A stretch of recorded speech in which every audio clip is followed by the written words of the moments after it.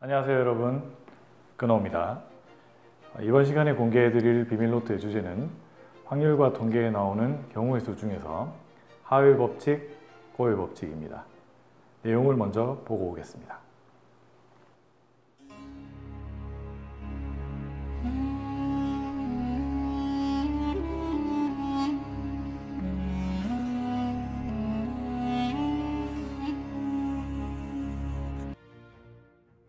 네, 개노 수학의 가장 큰 장점이자 목표가 수학의 개념을 최대한 쉽게 이해하고 암기해서 문제에 최대한 쉽게 적용하는 것입니다. 그렇다 하더라도 이건 너무 황당하지 않으신가요? 고, 곱, 다, 더. 이제 더 깊이 근호 수학의 세계로 빠져봅시다. Follow me. 네, 이번 예제는 그림에서 보시는 것처럼 A, B, C, D 4개의 지점으로 연결된 도로가 있다. A 지점에서 출발해 D 지점으로 도착하는 최단 경로는 몇 가지인가? 라는 문제입니다. 아마도 이 문제는 중학교를 나온 학생이면 거의 모든 학생들이 다 풀 수 있을 겁니다. 10이라는 답을 찾을 수가 있을 텐데요. 근데 왜 10이라는 답이 나왔는지에 대해서 명확하게 설명할 수 있는 학생은 극히 드물 거라고 생각합니다. 자, 이 부분에서 사용되는 개념이 오늘의 주제인 합의 법칙, 고의 법칙인데요. 근데 이 합의 법칙과 고의 법칙이 교과서에 혹은 개념서에는 어떻게 정의가 되어 있는지 잠깐 소개를 해드리겠습니다. 자, 이게 교과서의 일부분입니다. 자, 이 부분 이쪽에 나와 있는 게 합의 법칙에 대한 내용이고요. 이 노란 박스 안에 나와 있는 것들이요. 그 다음에 고의 법칙은 이 노란 박스 안에 나와 있는 것들. 잘 안 보이시겠습니다. 제가 한번 읽어보겠습니다. 합의 법칙이란 두 사건 A, B가 동시에 일어나지 않을 때 사건 A, B가 일어나는 경우의 수가 각각 M과 N이면 사건 A 또는 사건 B가 일어나는 경우의 수는 M 플러스 N이다. 이게 뭔 말이야? 고의 법칙도 마찬가지입니다. 이렇게 이해가 안 되는 걸 외울 수가 없을 테고요. 외우지 못하면 문제에 적용하는 건 더더욱 힘들어지겠죠. 자, 지금부터 이 복잡하고 이해가 안 되는 하위 법칙과 고의 법칙을 아주 명료하게 두 글자로 끝내보겠습니다. 고, 곱, 다, 더. 이것만 있으면 하위 법칙, 고의 법칙이 해결이 되는데 곱끼리 연결이 되면 곱하고 닷끼리 연결이 되면 더하라 라는 뜻입니다. 자, 도대체 그게 무슨 말인지 실제 문제에서 적용을 해보도록 하죠. 이 문제입니다. 자, 모든 학생들이 다들 아시겠지만 A에서 D까지 가는 경로에는 B를 거쳐서 가는 경우도 있고 C를 거쳐서 가는 경우도 있습니다. 저는 이 단원을 순열, 조합, 확률까지를 저는 항상 경우의 수다, 경우의 수 단원이다 라고 이야기를 하는데 그 이유는 교과서의 아주 쉬운 문제를 제외한 대부분의 문제들은 경우가 2가지 이상으로 나누어지고요. 그 각각의 경우가 몇 가지인지 혹은 확률이 얼마인지를 계산하는 문제들입니다. 따라서 반드시 첫 번째로 하셔야 될 일은 경우를 나누는 것부터 시작을 하셔야 됩니다. 그래서 이 문제도 마찬가지로 A를 출발해서 B를 거쳐서 D까지 가는 경우가 있고요. 마찬가지로 A에서 출발해서 C를 거쳐서 D까지 가는 경우가 있습니다. 즉, 2가지의 경우로 나누어지죠. 자, 그러면 이제 하나씩 세보겠습니다. A에서 B까지 가는 경로는 몇 가지인가요? 네, 2가지죠. 그리고 D에서 B까지 가는 경우도 3가지고, 자, A에서 C까지 가는 경우는 3가지, C에서 D까지 가는 경우는 2가지입니다. 자, 그런데 이 2와 3을 곱해야 하나요? 더해야 하나요? 네, 대부분의 학생들은 곱해야 된다고 잘 알고 계실 겁니다. 근데 왜 곱해야 되는지에 대해서 물어보면 명료하게 대답을 하는 학생들은 잘 없더라고요. 자, 제가 지금부터 말을 만들어 볼 테니까 어떤 말이 맞는지 골라보십시오. 항상 수학 문제를 풀 때도 마찬가지입니다. 자꾸 중얼거리면서 입으로 이야기를 하면서 남한테 설명을 하듯이 그렇게 문제를 푸시면 훨씬 더 쉽게 푸실 수가 있을 겁니다. A에서 B로 간다, B에서 D로 간다 라고 하는 게 맞나요? 아니면 A에서 B로 가고 B에서 D로 간다 라고 하는 게 맞습니까? 네, 맞습니다. 고로 연결을 해야 되겠죠. 고라는 건 아직 상황이 종료가 된 건 아닙니다. 반대로 다는 상황이 종료가 되었다는 뜻이죠. A에서 B로 간다 하고 상황을 종료시키면 안 되죠. 분명히 D까지 가야 되는데 B에서 멈춰 서 있으면 안 됩니다. 따라서 A에서 B로 가고 B에서 D로 간답니다. 그러면 곧길이로 연결이 되었죠. 그럼 뭐 한다고요? 네, 곱한다. 그래서 고의 법칙을 쓰면 됩니다. 자, 이번에 마찬가지로 A에서 C로 가고가 맞나요? A에서 C로 간다가 맞나요? 네, 맞습니다. 고가 맞겠죠. 따라서 고끼리 연결되니까 곱하면 됩니다. 자, 이렇게 해서 나온 6과 6은 또 더해야 할까요? 곱해야 할까요? 네, 잘 아시네요. 더하면 됩니다. 제가 말을 만들어 보겠습니다. 골라보세요. A에서 B로 가고 B에서 D로 간다. A에서 C로 가고 C에서 D로 간다 라고 하는 게 맞습니까? 아니면 A에서 B로 가고 B에서 D로 가고 D에서 A로 가고 A에서 C로 가고 C에서 D로 간다가 맞습니까? 당연히 전자가 맞죠. A에서 B로 가고 B에서 D로 간다 하고 종결을 해야 됩니다. 닫끼리는 뭘 한다고요? 네, 더하면 됩니다. 그래서 합의 법칙을 쓰면 되는 거죠. 이게 바로 합의 법칙이고 고의 법칙입니다. 너무 쉽지 않나요?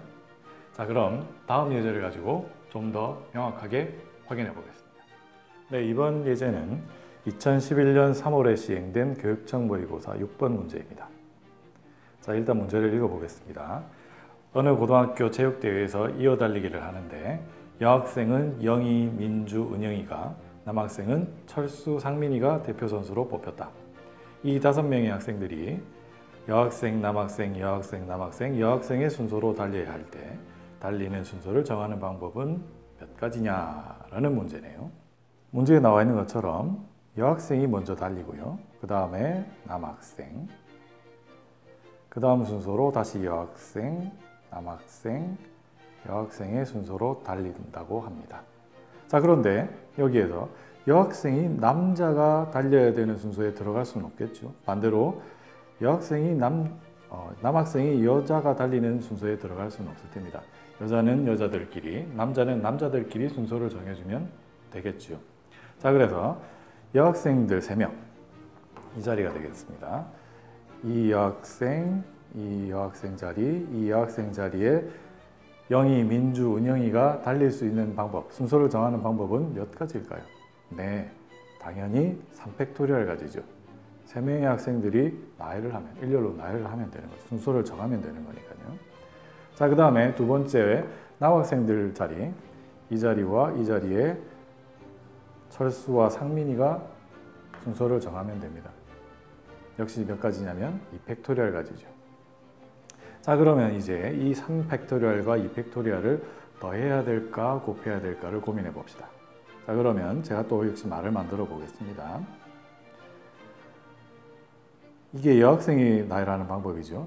여학생이 나열한다, 남학생이 나열한다, 아니면 여학생을 나열하고 남학생을 나열한다.